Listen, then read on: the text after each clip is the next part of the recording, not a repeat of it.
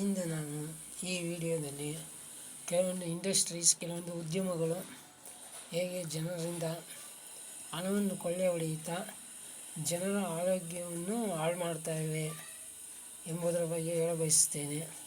ಮೊದಲನೇದಾಗಿ refined oils. Refined oil ಅಂದರೆ high ಟೆಂಪ್ರೇಚರಲ್ಲಿ ಎಣ್ಣೆನ ಬಾಯ್ಲ್ ಮಾಡ್ತಾರೆ. ಅದಕ್ಕೆ ಎಲ್ಲ ಕೆಮಿಕಲ್ಸ್ ಎಲ್ಲ ಹಾಕ್ಬಿಟ್ಟು ಹೈ ಟೆಂಪ್ರೇಚರಲ್ಲಿ ಬಾಯ್ಲ್ ಮಾಡ್ತಾರೆ, ರೀಫೈನಿಂಗ್ ಪ್ರೊಸೆಸ್ ಅಂತ. ಆಗ ಬಾಯ್ಲ್ ಮಾಡಿದ್ರೆ ಏನೇ ಮಾಡಿದ್ರು, ಎಷ್ಟೇ ಟೆಂಪ್ರೇಚರಲ್ಲಿ ಬಾಯ್ಲ್ ಮಾಡಿದ್ರು ಆ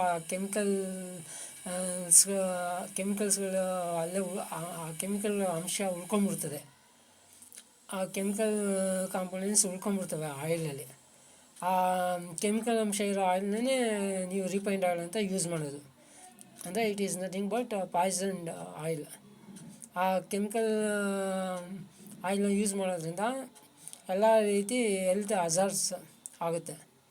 ಏನೇ ಕಾಯಿಲೆಗಳು ಬಂದ್ರೂ, ಗಂಟಲು ಸಂಬಂಧಿದ್ದು ಕಫ ಆಗಲಿ, ಆಮೇಲೆ ಶ್ವಾಸಕೋಶದ ಕಾಯಿಲೆಗಳು, ಲಂಗ್ಸ್ ಕಾಯಿಲೆಗಳು ಏನೇ ಆಗಲಿ ಎಲ್ಲ ಬರೋದಕ್ಕೆ ಅದೇ ರೀಸನ್ನು.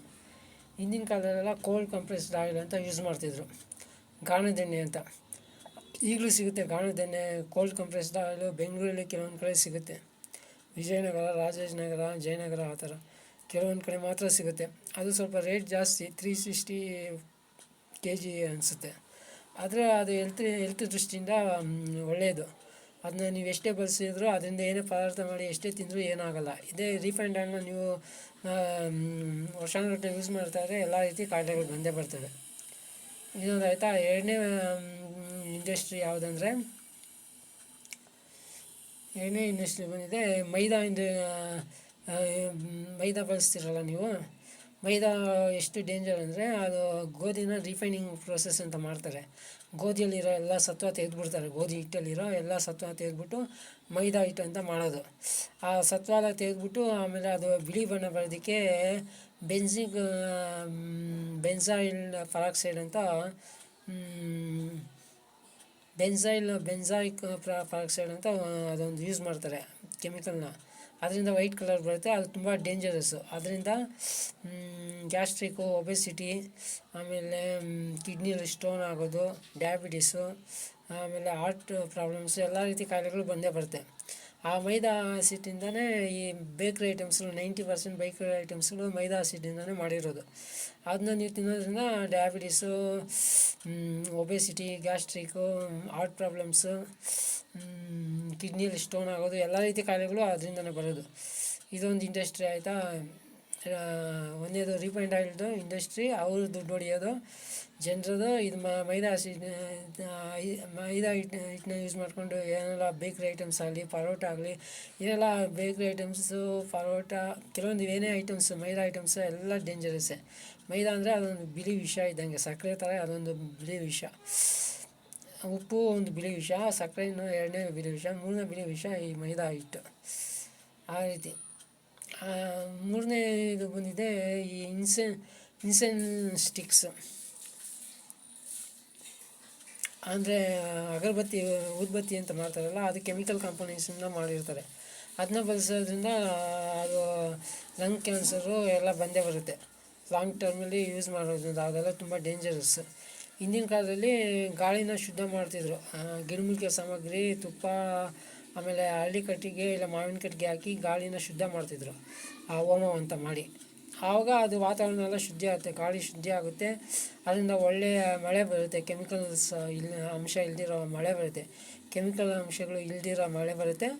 ಆದ್ದರಿಂದ ಭೂಮಿ ಶುದ್ಧ ಆಗುತ್ತೆ, ಬೆಳೆನೂ ಶುದ್ಧ ಆಗುತ್ತೆ. ಆ ಥರ ಎಲ್ಲ ರೀತಿಯಲ್ಲೂ ಅವನ ಪುಣ್ಯನೂ ನಿಮ್ಗೆ ಸೇರುತ್ತೆ, ವಾತಾವರಣನೂ ಶುದ್ಧಿ ಆಗುತ್ತೆ. ದೇವ್ರ ಸೃಷ್ಟಿನ ಕ್ಲೀನ್ ಮಾಡೋ ಪ್ರೋಸೆಸ್ ಅಂದರೆ ಯಜ್ಞ ಬಿಟ್ಟರೆ ಇನ್ಯಾವುದೂ ಇಲ್ಲ. ಅದು ಈಗಿನ ಜನರು ಯಾರಿಗೂ ಗೊತ್ತಿಲ್ಲ. ಅವನ್ನ ಮಾಡ್ತೀರಾ. ಇನ್ನು ಪೆಟ್ರೋಲು, ಡೀಸೆಲ್ ವೆಹಿಕಲ್ಸು, ಕೋಟ್ಯಾಂತರ ವೆಹಿಕಲ್ಸು, ಫ್ಯಾಕ್ಟ್ರಿಗಳು, ಲಕ್ಷಾಂತರ ಫ್ಯಾಕ್ಟ್ರಿಗಳು ಏರ್ನ ಪೊಲ್ಯೂಟ್ ಮಾಡ್ತಾಯಿದ್ದಾರೆ. ಆದ್ದರಿಂದ ಗಾಳಿಯಲ್ಲಿ ಎಲ್ಲ ಟೆಂಪ್ರೇಚರ್ ಜಾಸ್ತಿ ಆಗಿ ಭೂಮಿ ಟೆಂಪ್ರೇಚರ್ ಜಾಸ್ತಿ ಆಗ್ತಾಯಿದೆ. ಅದರಿಂದನೇ ವಿಪರೀತ ಮಳೆ, ಬರಗಾಲ, ಪ್ರವಾಹ, ಭೂಕಂಪ ಎಲ್ಲ ಆಗೋಕ್ಕೆ ಅದೇ ರೀಸನ್ನು. ಹಿಂದಿನ ಕಾಲದಲ್ಲಿ ಪ್ರತಿ ಮನೆಯಲ್ಲೂ ಗಿಡಮೂಲಿಕೆ ಸಾಮಗ್ರಿ, ತುಪ್ಪ, ಮಾವಿನ ಕಟ್ಟಿಗೆ ಇಲ್ಲ ಹಳ್ಳಿ ಕಟ್ಟಿಗೆ ಹಾಕಿ ಹೋಮ ಮಾಡೇ ಮಾಡ್ತಿದ್ರು. ಅದು ಬಿಟ್ಬಿಟ್ಟು ಈಗ ಊದ್ಬತ್ತಿ ಅಂತ ಬಂದುಬಿಟ್ಟಿದ್ದಾರೆ, ಇಲ್ಲ ತುಪ್ಪದ ದೀಪ ಆದರೂ ಗಾಳಿ ಸ್ವಲ್ಪ ಶುದ್ಧ ಆಗುತ್ತೆ. ಆದರೆ ಎಲ್ಲದಕ್ಕಿಂತ ಬೆಸ್ಟ್ ಅಂದರೆ ಹೋಮ ಮಾಡೋದೇ ಬೆಸ್ಟು. ಇದೊಂದು ಅಗರಬತ್ತಿ ಇಂಡಸ್ಟ್ರಿ ಆಯಿತಾ. ಅದು ಜನರಿಗೆ ಗೊತ್ತಿಲ್ಲ ಅದೆಲ್ಲ ಎಷ್ಟು ಕ್ಯಾನ್ಸರ್ ಬರೆಸ್ತವೆ, ಎಷ್ಟೊಂದು ಲಂಗ್ಸ್ ಕ್ಯಾನ್ಸರ್, ಬ್ರೀತಿಂಗ್ ಪ್ರಾಬ್ಲಮ್ಸ್ ಇರೋ ಡಿಸೀಸಸ್ಸು ಎಲ್ಲ ಬಂದೇ ಬರುತ್ತೆ. ಆ ನಾಲೆಜು ಜನರಿಗೆ ಗೊತ್ತಿಲ್ಲ. ನಮ್ಮ ಜನರು ಮುಟ್ಟಾಳ್ರ ಥರ ಜೀವಿಸ್ತಾರೆ ಎಲ್ಲ ರೀತಿಯಲ್ಲೂ. ಆಮೇಲೆ ಇನ್ನೊಂದು ಬಂದಿದೆ ಈ ಮಸ್ಕಿಟೋ ಕಾಯಿಲ್ಸ್ ಅಂತ, ಅದನ್ನು ಸೊಳ್ಳೆ ಓಡಿಸೋಕ್ಕೆ ಅಂತ ಬಳಸ್ತಾರೆ. ಅದೂ ಅಷ್ಟೇ, ಅದನ್ನ ಯೂಸ್ ಮಾಡೋದ್ರಿಂದ ಲಾಂಗ್ ಟರ್ಮ್ ಯೂಸ್ ಮಾಡೋದ್ರಿಂದ ಕ್ಯಾನ್ಸರ್ ಅಂತ ಕಾಯಿಲೆಗಳು ಬಂದೇ ಬರ್ತವೆ. ಅದು ತುಂಬ ಡೇಂಜರ್. ಅದು ಸಿಗರೇಟ್ ಸ್ಮೋಕ್ ಮಾಡ್ದಂಗೆ ಲೆಕ್ಕ. ಅದು ಒಂದು ಇಂಡಸ್ಟ್ರಿ ಆಯಿತಾ. ಆ ಥರ ನಮ್ಮ ಜನರಿಗೆ ಹಿಂದಿನ ಕಾಲದಲ್ಲಿ ಹೋಮ ಮಾಡ್ತಿದ್ರು. ಮನೆ ನೀವು ದಿವಸ ಹೋಮ ಮಾಡಿದ್ರೆ ಯಾವ ಸೊಳ್ಳೆ ಬ್ಯಾಕ್ಟೀರಿಯಾಸ್ಗಳು ಏನೂ ಬರೋಲ್ಲ, ಯಾವ ಕೀಟಗಳ ಬಾಧೆನೂ ಇರೋಲ್ಲ. ಹಿಂದಿನ ಕಾಲದಲ್ಲಿ ರೈತ ಆದವನು ಹೊಲದಲ್ಲಿ ಬೆಳಗ್ಗೆ ಸಾಯಂಕಾಲ ಹೋಮ ಮಾಡ್ತಿದ್ದ, ಯಾವ ಕೀಟಗಳ ಬಾಧೆ ಇರ್ತಿರ್ಲಿಲ್ಲ. ಆಮೇಲೆ ರಾಸಾಯನಿಕ ಗೊಬ್ಬರ ಹಾಕ್ತಾಯಿರಲಿಲ್ಲ. ಆರ್ಗಾನಿಕ್ ಫಾರ್ಮಿಂಗ್ ಅಂತ ಹಸು ಸೆಗಣಿ, ಹಸುದು ಗೋಮೂತ್ರ ಎಲ್ಲ ಬಳಸಿ ಆರ್ಗಾನಿಕ್ ಫಾರ್ಮಿಂಗ್ ಅಂತ ಮಾಡ್ತಿದ್ದ. ನೀವು ಕೆಮಿಕಲ್ ಫರ್ಟಿಲೈಸರ್ಸ್ ಹಾಕೋದ್ರಿಂದ ಭೂಮಿ ಫಲವತ್ತತೆ ಕಳ್ಕೊಳ್ತದೆ. ಆ ವಿಷನ ಬೆಳೀತಿದ್ದೀರ, ಆ ವಿಷನೇ ತಿನ್ನಿಸ್ತಿದ್ದೀರ. ಈ ರೈತರು ಈಗಿನ ಕಾಲದಲ್ಲಿ ವಿಷನೇ ತಿನ್ನಿಸ್ತಾ ಇರೋದು. ಅವರು ಏನೆಲ್ಲ ಅವರು ಕೆಮಿಕಲ್ ಫರ್ಟಿಲೈಸರ್ ಹಾಕಿ ಬೆಳೀತಾರೋ ಅದು ವಿಷನೇ ಬೆಳೆಯೋದು. ಆ್ಯಕ್ಚುಲಾಗಿ ರೈತನ ಒಂದು ಕೆಲಸ ಅದು ಪುಣ್ಯ ಕೊಡೋ ಕೆಲಸ. ಬೇರೆಯವ್ರಿಗೆ ಅವನು ಬೆಳೆ ಬೆಳೆದು ಕೊಡ್ತಾನಲ್ಲ, ಅದು ಪುಣ್ಯ ಅಂತಾರೆ. ಆದರೆ ಆ ಪೂರ್ತಿ ಪುಣ್ಯ ಆಗಬೇಕಂದ್ರೆ ಅವನಿಗೆ ಆರ್ಗಾನಿಕ್ ಫಾರ್ಮಿಂಗ್ ಮಾಡಿ ಬೆಳೆದ್ರೇ ಮಾತ್ರ ಆ ಪುಣ್ಯ ಬರೋದು. ಕೆಮಿಕಲ್ ಫರ್ಟಿಲೈಸರ್ಸ್ ಯೂಸ್ ಮಾಡೋದ್ರಿಂದ ಅದರಲ್ಲಿ ಎಲ್ಲ ಕೆಮಿಕಲ್ ಅಂಶನೇ ಇರುತ್ತೆ ಆಹಾರ ಪದಾರ್ಥದಲ್ಲಿ. ಅದರಿಂದ ಯಾವ ಸತ್ವನೂ ಇರೋದಿಲ್ಲ. ನಮ್ಮ ಹಿಂದಿನ ಕಾಲದಲ್ಲೆಲ್ಲ 100 ವರ್ಷ ಯಾಕೆ ಬದುಕ್ತಿದ್ರು ಅಂದರೆ ಆರ್ಗಾನಿಕ್ ಫಾರ್ಮಿಂಗಿಂದ ಅದು ಬಂದಿದ್ದ ಬೆಳೆನ ಬಳಸ್ತಿದ್ರು. ಈಗ ಎಲ್ಲ ಅದಕ್ಕೆ ಆಯುಸ್ಸು ಕಮ್ಮಿ ಆಗುತ್ತೆ. ಆ ಥರ ಕೆಮಿಕಲ್ ಫರ್ಟಿಲೈಸರ್ಸು ಇಂದ ಬೆಳೆದಿರೋ ಹಣ್ಣು ತರಕಾರಿ ದವಸ ಧಾನ್ಯ ತಿನ್ನೋದ್ರಿಂದ. ಆ ನಾಲೆಜು ಇಲ್ಲ ರೈತರಿಗೆ. ರೈತರು ಹಿಂದಿನ ಕಾಲದಲ್ಲಿ ಎಲ್ಲ ಸಸ್ಯಾಹಾರಿಗಳಾಗಿದ್ದರು. ಪ್ರತಿಯೊಬ್ಬರು ಒಂದೊಂದು ಮಿನಿಮಮ್ ಒಂದು ಹಸು ಸಾಕ್ತಿದ್ರು. ಆ ಹಸು ಸೆಗಣಿನ ಅವರು ಗೊಬ್ಬರ ಆಗಿ ಯೂಸ್ ಮಾಡ್ತಿದ್ರು. ಆಮೇಲೆ ಹಸು ಸೆಗಣಿ ಗೋಮೂತ್ರನೂ ಅದು ಆರ್ಗಾನಿಕ್ ಫಾರ್ಮಿಂಗ್ಗೆ ಯೂಸ್ ಮಾಡ್ತಾಯಿದ್ರು. ಆ ನಾಲೆಜ್ ಇಲ್ಲ ಇವ್ರಿಗೆ. ಆಮೇಲೆ ಹಸುವಿಂದ ಬರೋ ಹಾಲೂ ಅಷ್ಟೇ, ಅದು ಫಸ್ಟು ಕರುಗೆ ಬಿಡಬೇಕು. ಕರುಗೆ ಕುಡಿದು ಮಿಕ್ಕಿದ್ದನ್ನ ನೀವು ಉಪಯೋಗಿಸ್ಕೊಳ್ಬೇಕು ಮನುಷ್ಯರಾದವರು. ಈಗಿನ ಕಾಲದಲ್ಲಿ ಎಲ್ಲ ಉಲ್ಟಾ, ಎಲ್ಲ ಸ್ವಾರ್ಥಕ್ಕೋಸ್ಕರ ಅವನೇ ಎಲ್ಲ ಬಳಸ್ತಾನೆ, ಕರುಗೆ ಬಿಡೋದೇ ಇಲ್ಲ. ಆ್ಯಕ್ಚುಲಾಗಿ ಹಿಂದಿನ ಕಾಲದಲ್ಲಿ ಹಸುಗಳನ್ನ ಸಾಕ್ತಾಯಿದ್ದಿದ್ದು ರೈತರು ಮೇಯ್ನ್ ಅಗ್ರಿಕಲ್ಚರ್ ಪರ್ಪಸ್ಗೋಸ್ಕರ, ಗೊಬ್ಬರಕ್ಕೋಸ್ಕರ. ಅದರಿಂದ ಬರೋ ಹಾಲು ಮಾತ್ರ ಸ್ವಲ್ಪ ಮಾತ್ರ ಉಪಯೋಗಿಸ್ತಿದ್ರು. ಈಗ ನಾಲೆಜ್ ಇಲ್ಲ. ಬೇಕಾದ್ರೆ ಹಿಂದಿನ ಕಾಲದಲ್ಲಿ ಗಿಡಮೂಲಿಕೆಗಳು ಹಾಕಿ ಒಂದು ಹಸು ಹಾಲು ಏನು ನೀವು ಕುಡಿತೀರೋ ಗಿಡಮೂಲಿಕೆಗಳನ್ನ ಹಾಕಿ ಹಾಲನ್ನ ಪ್ರೊಡ್ಯೂಸ್ ಮಾಡ್ತಿದ್ರು. ಆ ನಾಲೆಜು ಇತ್ತು. ಈ ರೀತಿ ಈಗಿನ ಕಾಲದಲ್ಲಿ ಯಾವ ನಾಲೆಜ್ ಇಲ್ದಿರ ಮನುಷ್ಯ ಬದುಕ್ತಾ ಇದ್ದಾನೆ.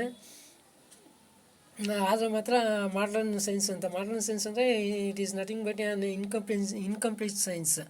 ಯಾವುದು ನಾಲೆಜ್ ಇಲ್ಲ, ಏನೂ ಇಲ್ಲ. ಮಾಡ್ರನ್ ಸೈನ್ಸಿಂದ ಎಲ್ಲ ಹೆಲ್ತ್ಗೆ ಹಾಳಾಗುವಂಥದ್ದೇ ಆಗೋದು. ಅದರಿಂದ ಹೋಮ ಮಾಡಿದ್ರೆ ಯಾವ ರೀತಿ ನಿಮಗೆ ಈ ಮನೆಯಲ್ಲಿ ಸೊಳ್ಳೆಗಳ ಕಾಟ ಯಾವುದು ಬರೋಲ್ಲ, ನಿಮ್ಮ ಮಸ್ಕಿಟೋ ಕಾಯಿಲ್ಸು ಯಾವುದು ಅಂಟಿಸೋ ಅವಶ್ಯಕತೆ ಏನೂ ಇರೋದಿಲ್ಲ. ಆ ಥರ ಈ ಒಂದು.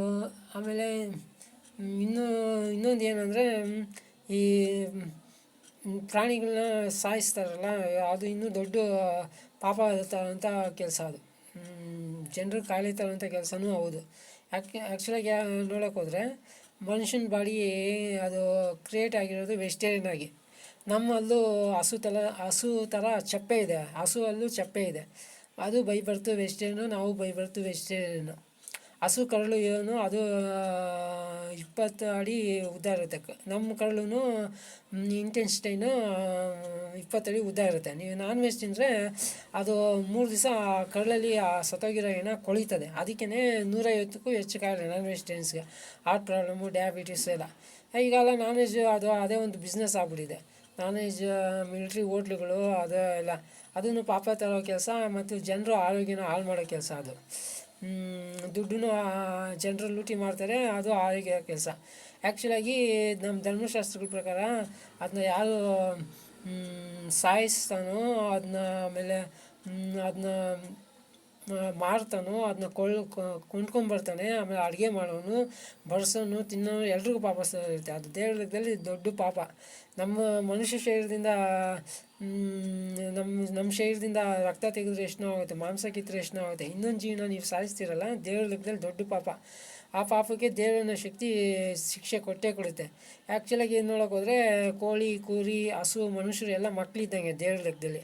ನೀವು ದೇವ್ರ ಮಕ್ಕಳನ್ನ ಕೊಲೆ ಅವ್ನ ಸಾಯಿಸಿದ್ರೆ ದೇವ್ರ ಮಕ್ಕಳನ್ನ ಕೊಲೆ ಮಾಡಿದ ಪಾಪ. ಅದಕ್ಕೆ ದೇವರು ಕಾಯಿಲೆಗಳ ರೂಪದಲ್ಲಿ ಶಿಕ್ಷೆ ಕೊಡುತ್ತೆ, ಆಕ್ಸಿಡೆಂಟ್ ರೂಪದಲ್ಲಿ ಶಿಕ್ಷೆ ಕೊಡುತ್ತೆ. ನಾನು ಜೀವಾತ್ಮ ಆದ ನಿಮಗೆ ಮುಂದಿನ ಜನ್ಮ ಮನುಷ್ಯ ಸಿಗೋದಿಲ್ಲ. ಯಾಕಂದರೆ ನಾನ್ ವೆಜಿಟೇರಿಯನ್ಸ್ಗೆಲ್ಲ ಅವ್ರದ್ದು ಪಾಪನೇ ಜಾಸ್ತಿ ಇದ್ದೇ ಇರುತ್ತೆ. ದೇವ್ರದ್ದು ಸಿಂಪಲ್ ಕ್ಯಾಲ್ಕುಲೇಷನು, 50% ಪುಣ್ಯ 50% ಪಾಪ ಇದ್ದರೆ ಆ ಜೀವಾತ್ಮಕ್ಕೆ ಮುಂದೆ ಮನುಷ್ಯ ಸಿಗುತ್ತೆ. ಅದು ಮನುಷ್ಯ ಶರೀರದಲ್ಲಿ ಬಡ ತಂದೆ ತಾಯಿಗಳು ಸಿಗ್ತಾರೆ ಆ ಜೀವಾತ್ಮಕ್ಕೆ. ಇಲ್ಲ 80% 70% ಆ ಥರ ಪುಣ್ಯ ಮಾಡಿದರೆ ಆಗ ದೊಡ್ಡ ಶ್ರೀಮಂತರ ಸಂತತಿಯಾಗಿ ಆ ಜೀವಾತ್ಮ ಶರೀರ ಪಡೀತದೆ.